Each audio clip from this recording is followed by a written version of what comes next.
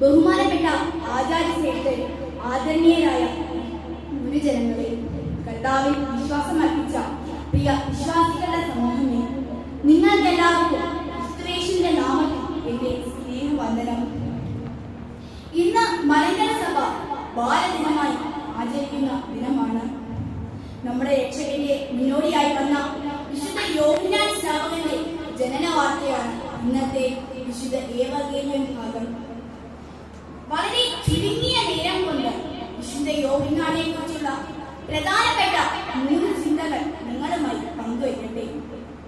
ഒന്നാമതായി, അദ്ദേഹം പേരില്ലാത്ത പ്രവാചകനായിരുന്നു.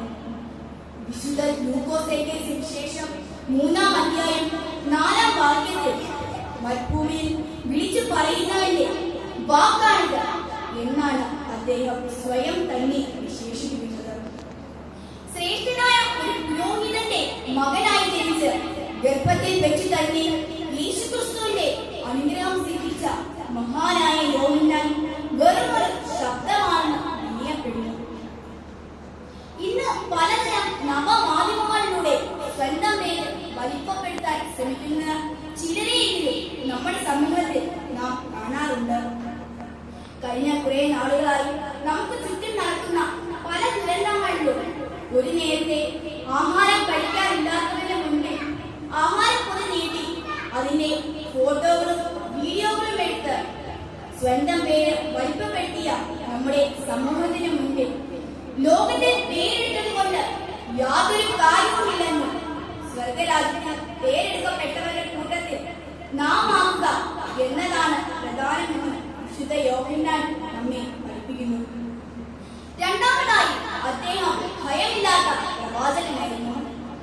ഹെരോദ രാജാവിന്റെ നീതിയില്ലാത്ത പ്രവൃത്തി, അതായത് സഹോദരന്റെ ഭാര്യ ഹെരോദിയെ സ്വീകരിച്ച നടപടിയെ യോഹന്നാൻ വിമർശിച്ചു.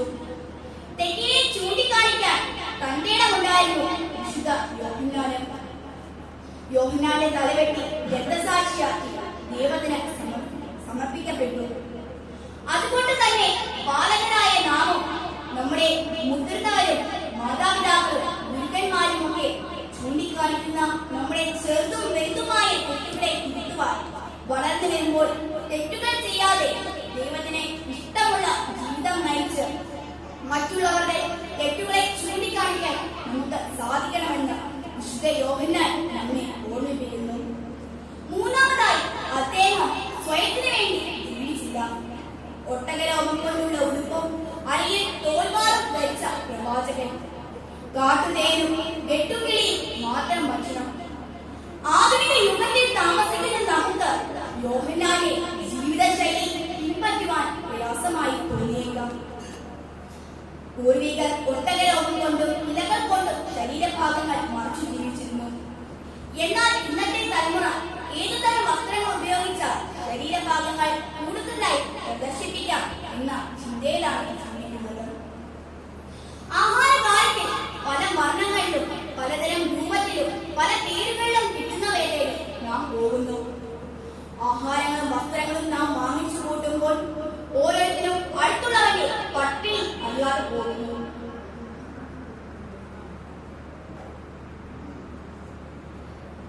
ഇന്ന് ബാലദിനത്തിൽ എന്നേക്കാൾ അറിവും ശ്രേഷ്ഠതയുമുള്ള നിങ്ങൾക്ക് മുൻപിൽ ഒരു അനുഭവം കൂടി പങ്കുവയ്ക്കട്ടെ.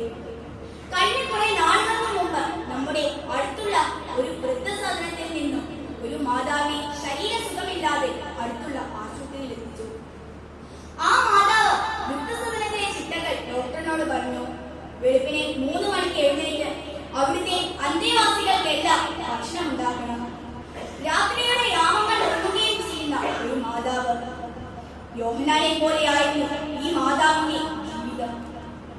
മക്കൾക്ക് വേണ്ടിയാണ് ജീവിച്ചത്. സ്വയത്തിന് വേണ്ടിയൊന്നും മാതാവ് ജീവിച്ചില്ല. അതേ മക്കൾ തന്റെ കൊച്ചുമക്കളുടെ കൈപിടിച്ച് തന്നെ വൃദ്ധസദനത്തിൽ കൊണ്ടുപോകുമ്പോൾ തന്റെ മക്കളും ഈ വഴിയാണ് പഠിക്കുന്നത് എന്ന സത്യം നാം മറന്നു പോകുന്നു. അല്പസമയം ദൈവവചനം പ്രസംഗിക്കുവാൻ അവസരം ലഭിച്ചതിന് ദൈവത്തോട് നന്ദി പറയുന്നു. ഈ അവസരം ഒരുക്കി തന്ന നമ്മുടെ വികാരി അച്ഛനോടും ഹെഡ് മാസ്റ്ററിനോടുമുള്ള നന്ദി രേഖപ്പെടുത്തുന്നു. നിർത്തട്ടെ. ദൈവം നമ്മെ